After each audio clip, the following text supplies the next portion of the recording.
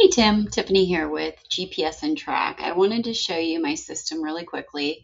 It's really easy to use, very simple. This is the platform, and you have your device over here on the left.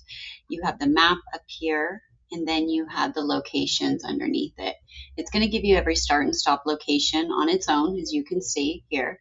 The last known stop was off of Easter Main Road.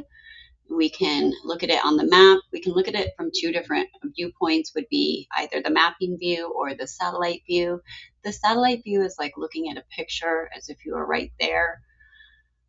And that's going to be the location that the vehicle is at right now. We can locate it on demand if we want to at any given time. That's also possible. You can create a geofence around any area so you're alerted if the vehicle leaves that area.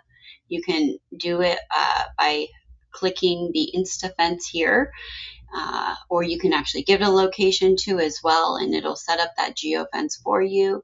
A geofence can be set up around any property, again, so you're alerted so the vehicle goes inside or outside of that property. I'm not sure if you're the only one that uses your truck for work or if you have other company or other employees as well.